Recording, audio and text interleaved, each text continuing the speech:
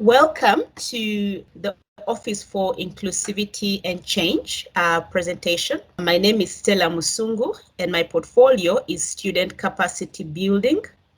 Along with me in this presentation are my colleagues, Lesego from the Disability Services, Yumna and Tohira from the Survivor Support Office, who are joining me in this presentation to share more about what the Office for Inclusivity offers. I'm now going to project my screen so that I can share more about student capacity building and specifically talk about consent and why consent matters. Student capacity building stream. What is student capacity building all about? Student capacity building focuses on training and developing students in transformation, inclusivity, diversity, sexual and gender-based violence. And we really focus on co-curricular development, student workshop development, student group facilitation, peer education, and student development. Specifically for this presentation, I am going to talk more about sexual and gender-based violence, focusing on sexual harassment and consent, and I will explain more about consent. Now, the University of Cape Town takes matters of sexual violence very seriously. So it's important that you're aware of definitions in this area for your understanding. The information provided in this section will explain more aspects related to sexual harassment and sexual consent.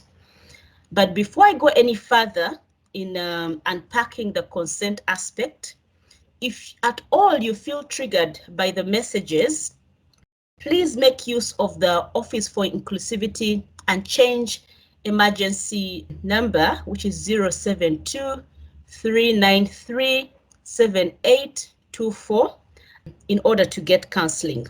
Let's start off with some key definitions in this area. So what is rape?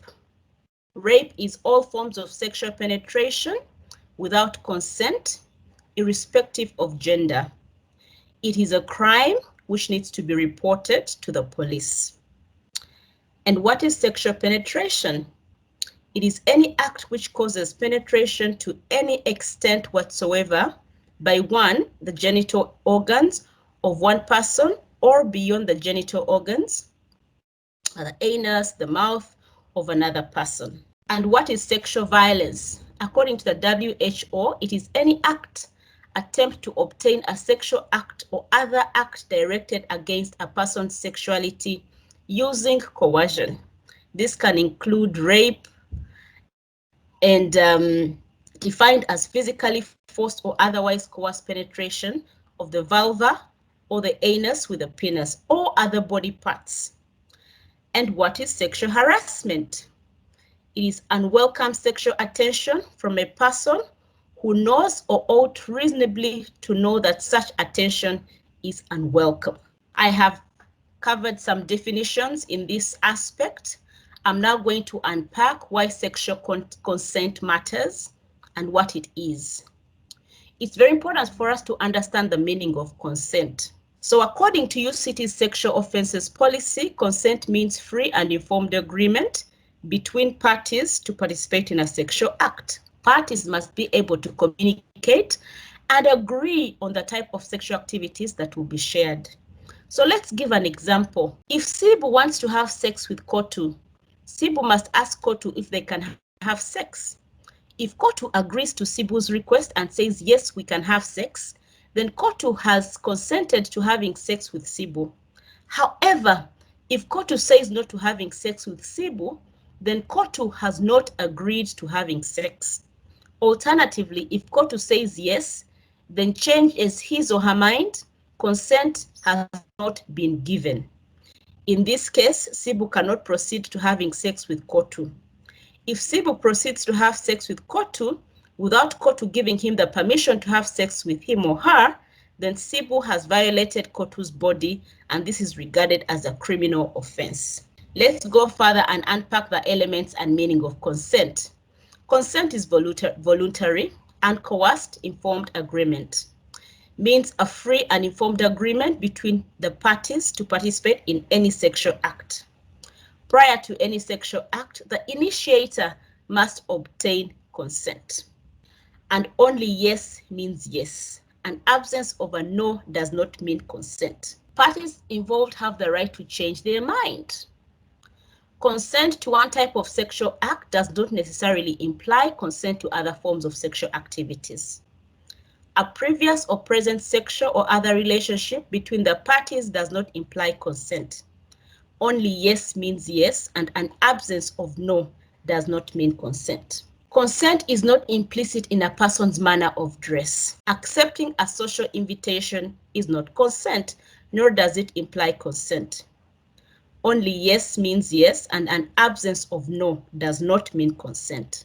Consent will not be effective when it is obtained or perceived to be obtained from a person whose capacity to give consent is diminished. An altered state of consciousness is not consent. When someone is below 18 years old, they cannot consent to sexual activity. When they are asleep to the extent that their ability to consent is adversely affected, they cannot agree to sexual activity. And silence is not consent. I repeat, silence is not consent. During sexual activity, if the involved party or parties do not make their positions about consent known, it is not an invitation for the initiator to go ahead and have sex with them. Silence simply means I have not agreed to you touching my body or having sex with me. Remember that consent to sexual agreement is verbal agreement. To report cases related to sexual assault, if you've been raped or sexually assaulted, you can call 072-393-7824 for help with your immediate needs. Or you can do case reporting. You can go to the case reporting platform, https://casereporting.uct.ac.za. Thank you. I will now hand over to my colleague, Lesego Modutle, to take you through the Disability Services Office and explain to you what services are offered. My name is Lesego Modutle. I'm the Disability Advocacy Specialist. You're welcome to contact me on 021-650-5088, or you may email me at lesego.modutle@uct.ac.za. The Disability Service wishes you a warm welcome to UCT. It is worth mentioning that UCT follows an inclusive education approach, which means that as a workplace and a learning institution, the university progressively realizes the human rights of staff and students with disabilities through accessible education, infrastructure, and language. I'd like to now take the opportunity to introduce you to our dynamic staff members. Before I do so, I must let you know that we work towards the creation of a discrimination-free and inclusive environment in which students and staff with disabilities are able to enjoy full, independent, and effective participation in all aspects of university life. So as the Disability Advocacy Specialist, my work is to establish a strong human rights culture around disability. I do this through education and disability inclusion and awareness programs, disability-related information gathering and advocacy. I can assist you with your NSFAS application as well as any other internal and external bursaries available to students with disabilities. And I also ensure that the needs of students with disabilities are met on campus and in their residences. The next colleague I'd like to introduce to you is Noluthando Ntsimango, teacher. Now, her portfolio is the Barrier-Free Access Specialist. What she does is that she ensures that UCT is a barrier-free space and that persons who are wheelchair users and who have mobility impairments are able to access campus. She manages the installations of assistive devices for deaf persons and for those who are using hearing aids. She conducts the orientation for accessible routes on campus for wheelchair users and those with mobility impairments, and this is on all UCT properties. She also advises on accessibility of UCT buildings.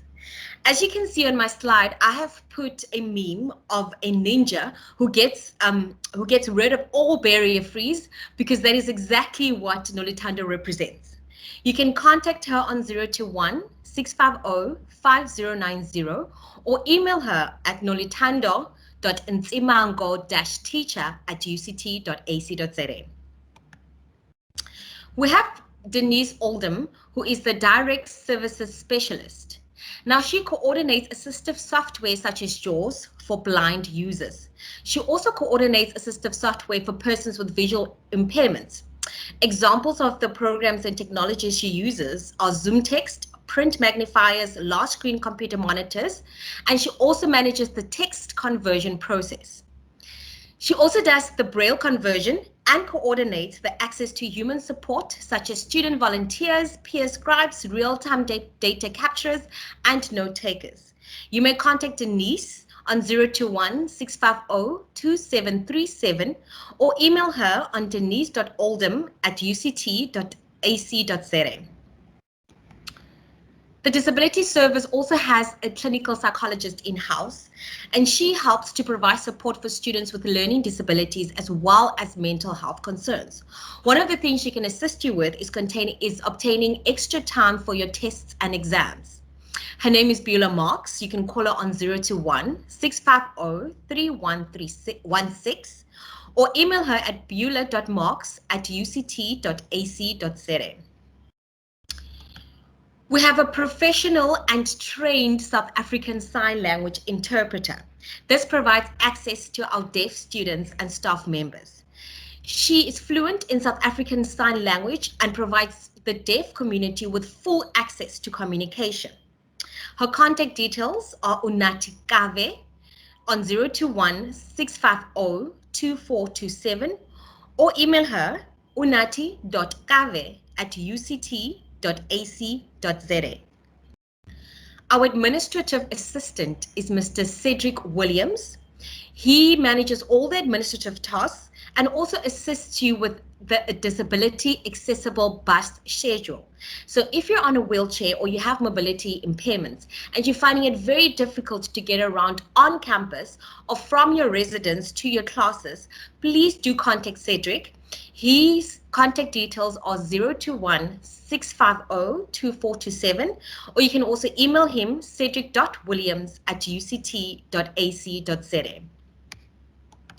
Our manager is Edwina Gall, and she welcomes all communications, whether it's constructive criticisms or sometimes you just want to make a comment. You can contact her on 021-650-5089. Her email address is edwina.gall@uct.ac.za. I'd like to now give you a very quick overview of the work that we do. We provide disability sensitization at UCT. This is training on disability inclusivity and awareness. We also create a platform for students with disabilities to share their real life experiences. We provide sign language interpretation in classrooms, staff meetings, and any other UCT related events. We also assist students with individual and personalized assistive devices according to their disabilities. We provide in-house psychometric testing. And as mentioned earlier, we do have the disability accessible bus. There, as you can see on my presentation, we have a student in a wheelchair who can easily access the bus via ramp. We also undergo health and safety training. In this particular training, we were training how to use evacuate chairs, also known as evac chairs, for persons with disabilities in case of emergencies such as a fire. We also engage students and staff and the broader UCT community in disability-specific sports such as parasport. You need not have a disability in order to be part of this sport. So there we are doing wheelchair rugby as well as goalball.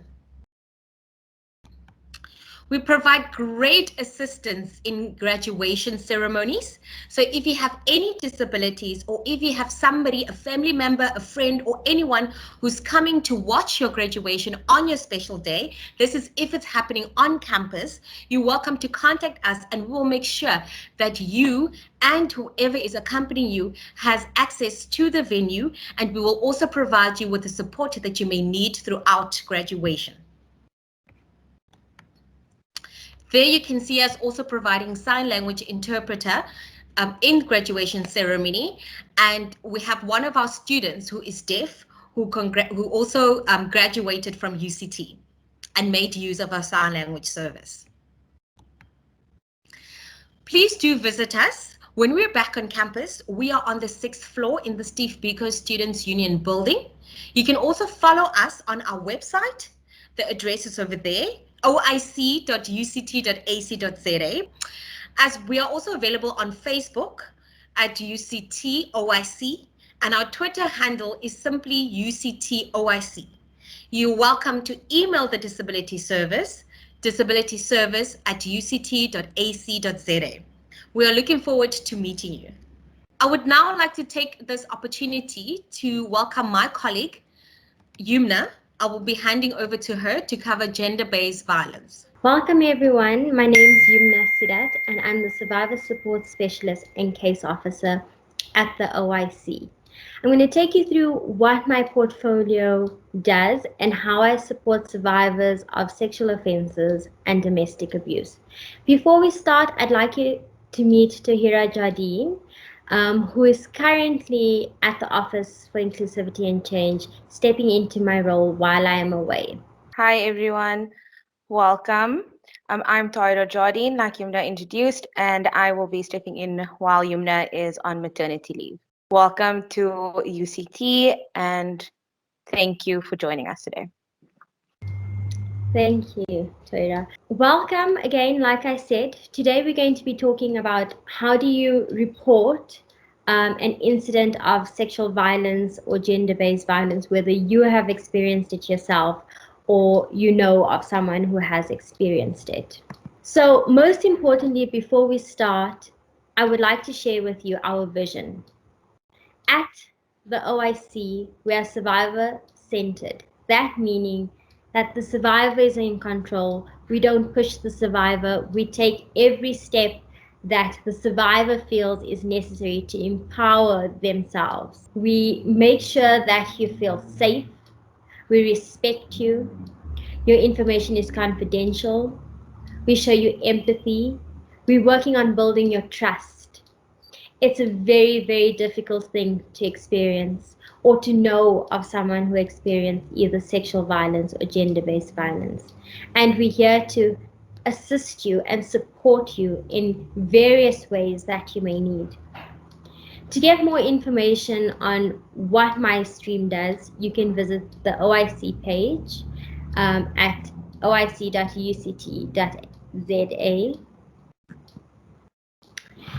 So why is the stream so special? Why is the stream important?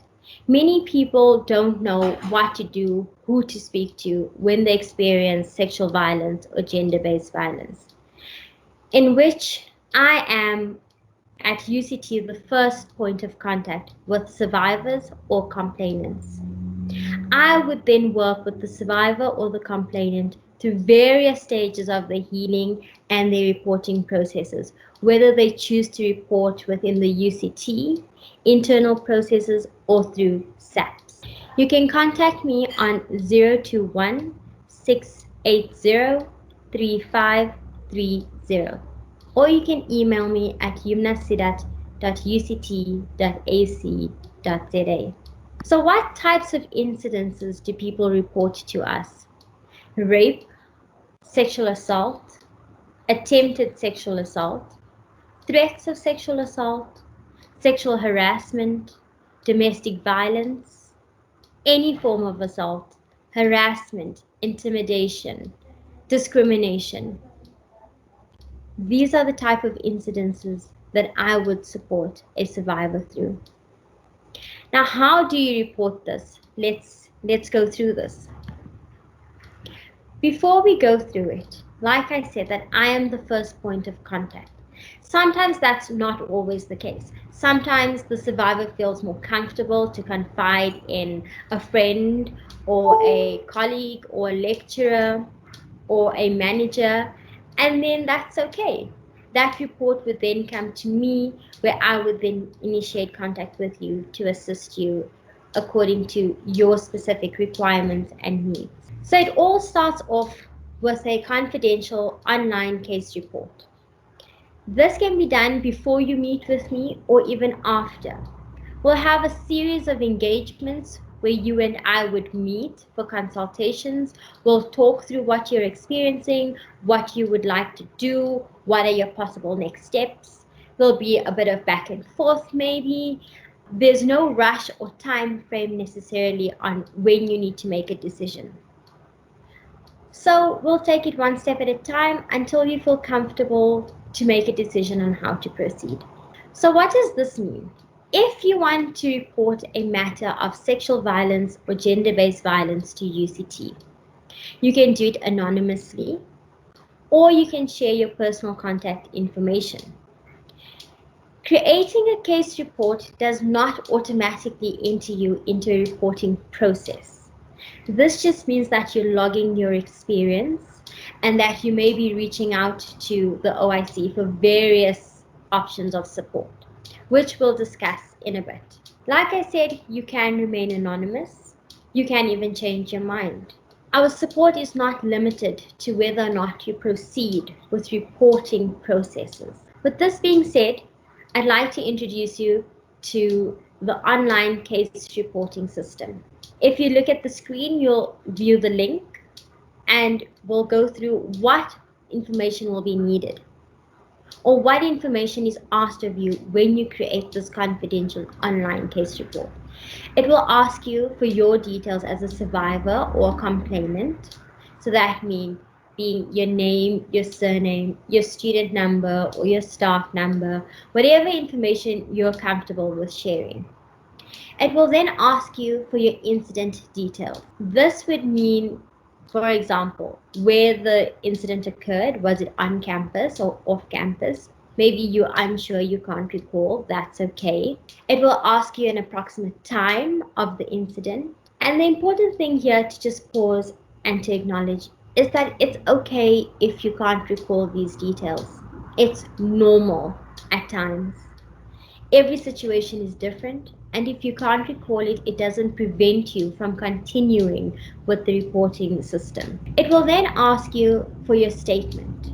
Your statement is what you have experienced or what you're reporting on. For example, if you're reporting on something you witnessed or seen, or if you are at risk of gender-based violence or sexual abuse, that is where you would detail those experiences and what you're going through. It's okay if your statement is not too detailed or if you're uncomfortable with sharing it all at once. That's okay. It is overwhelming and we can do it at your pace and we can add to your statement when you're ready. You will then be asked for the respondent's details. The respondent is the alleged perpetrator.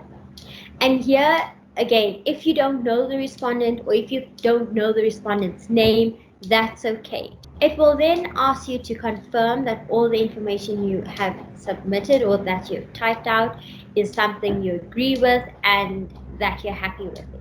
You can also add attachments, important things like screenshots of conversations or pictures or emails or anything you feel you would like to submit with your statement. You can add it. From there, I would then connect with you if you leave your contact information. And then we would set up a meeting either online or in person to discuss what you've been through and how you may possibly proceed with the reporting process at UCT as well as with SAPS. So what happens in these consultations? We'll have the first consultation where you'll be provided with trauma support and containment because it can be overwhelming and it's not a race. We need to ensure that you feel comfortable and safe. So we do a needs assessment. We see what is your immediate needs. What do you need support with right now before anything else? We'll also look at the case details, which is the information you would have provided on the online case reporting. We'll look at if you'd like to change things in your statement, add information, clarify things, and then we would discuss what are the appropriate reporting processes that your case can follow. We'll then have a follow-up session where we'll reflect on any fears or concerns or discomfort that you have. We'll reevaluate if you would like to proceed or if you need some more time to think about it. Where's your head at? How much can you do right now? What is the best way forward for you? You are the center of your reporting process. I'll then work with you to see if you need any appropriate referrals, whether it's to disability service, to student housing, to the ad hoc tribunal for reporting processes, whether your matter is going to stay within the OIC, if you require counseling either with me or with student wellness, or if you need to be referred externally to some of our other partnerships, which is SAPS and Rape Crisis. We'll then have ongoing consultations, regular check-ins to see how you're doing, regardless of whether or not you proceed to report to a student tribunal or to SAPS, or whether you keep it within the OIC. I will always be there to listen and to engage with you when you are ready and you feel you need my support. So let's talk quickly about reporting processes. This is subject to each person's case. It's also determined on your status as a UCT student or staff member, as well as the status of the respondent within UCT. So we have the basic reporting processes, which is either a UCT informal reporting process. This is where the survivor is requesting to engage with the respondent, and the survivor feels that the matter does not have to go to a tribunal to find a resolution, to find understanding, to find a common ground to move forward. This will happen within the OIC. This is examples like requesting to have a mediation with the respondent. We'll have a professional mediator present, requesting a letter of apology, requesting that the respondent engage with educational training. However, it is the respondent's choice and the respondent may decline. This does not mean that you cannot proceed to a UCT formal process if you would like. So let's talk about what is a UCT formal reporting process. This means that you as a survivor or complainant would like the matter to be reviewed to find grounds of evidence to proceed to disciplinary charges. Depending on the respondent's status, either the specialized ad hoc tribunal will manage the case or human relations, HR. Throughout these processes, the survivor will still communicate with me and I will still provide support. I will still communicate on behalf of the survivor if the survivor would like me to reach out to any department, lecturers, apply for academic concessions, whatever it is that the survivor or the complainant really needs. Then we have the SAPS external reporting process. This is by far the most daunting process out of the above two. And UCT will support the survivor. We will support you. I will assist you in formulating your statement, referring your case to a detective, an investigating officer. We can discuss where you'd feel most comfortable to meet with the detective, whether it's at UCT or another preferred area that you would like to meet in, or if you would like to simply go to the police station. I am then able to also keep track of your case if you give me consent and to liaise directly with the officer to get information that will calm you or ease you or help you just have more information if that's what you need. We also have interim orders. The first two are UCT interim orders. We have the no contact order, which is a preventative measure that you would request to say that you would not like the respondent to engage with you whether in your residence, whether in lecture halls, exam venues, or contact you via your student email. It's a preventative measure to keep distance between you and the respondent and to make you feel safer. If at any point the respondent breaks it, there will be severe consequences for the respondent. We then have a suspension order, where, for example, if you're sharing a common res and you no longer want to live in the res where the respondent is, we can apply for this to request that the respondent please change residences. This is not always granted, but we do our best to make sure we can make you feel as safe as possible.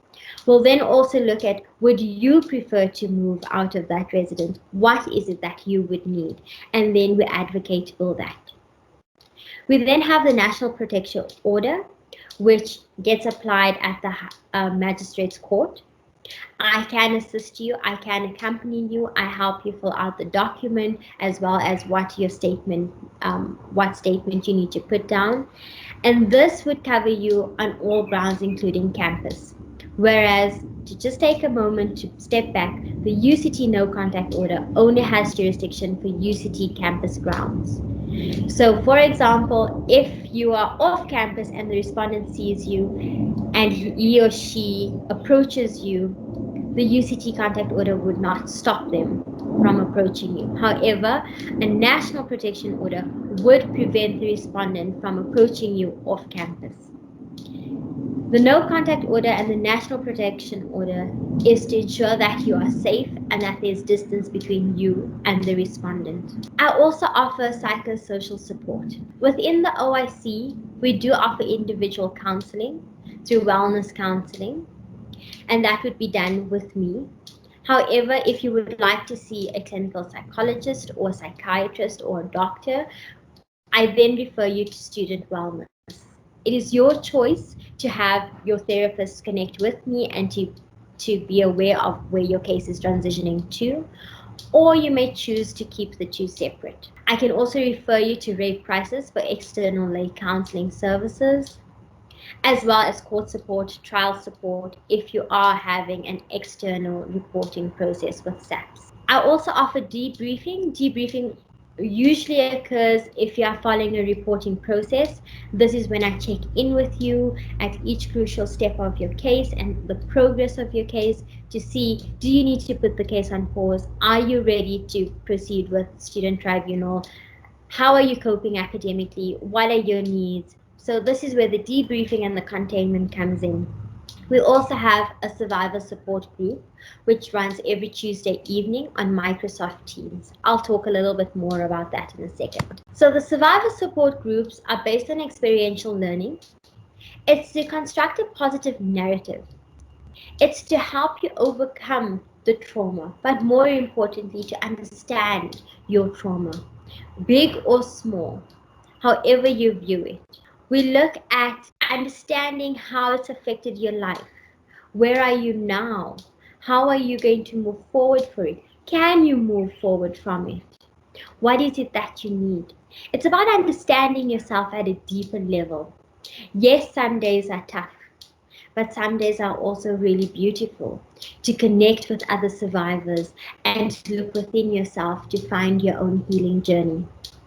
To find out more about our survivor support groups, if you look at the bottom of your screen, the link is there to explain a little bit more about our survivor support groups, which I host. You also are not required to proceed with the reporting process if you'd like to join our survivor support group. It would just mean that we would have your reporting case file and nothing else would happen prior to proceeding with the survivor support group. We also have something that's really important, which is our OIC 24-hour standby line. This line offers the survivor on-site assistance to the incident location, to SAPS, or to the hospital. It's really important, especially with survivors of rape. We can assist you with understanding what needs to be done. We can explain to you, for example, if you go to the hospital, it doesn't mean you need to open up a criminal charge or case against the respondent. We can also explain to you the different types of medical procedures that would occur at the hospital as well as SAPS. We will be there to assist you in whichever way you need, whether it's transportation to and from the incident location, to SAPS, to the hospital, back to campus, back to home. We can also contact appropriate first responders, for example, if you are injured and you need an ambulance. The standby advisor would then report this matter to me so that I could follow up with you. We have 3 standby advisors, including myself. So, to pause there, this is a crucial thing because often when one experiences a trauma, whether it's experiencing it yourself or witnessing it, often one goes into a panic state and doesn't know what to do. Reach out to us. Even if it's for telephonic consultations, reach out to us no matter the time, we will be there. You can contact us on 072-393-7824, as well as WhatsApping us on that number. Allow us to support you. Allow us to be there for you during your journey and your healing and your recovery. It's at your pace and how you would like to proceed, and hence we are survivor-centered. Please don't hesitate to reach out to me for any questions or to Tahira Jardine. Even if you just want information, reach out to us. There's no harm. Thank you.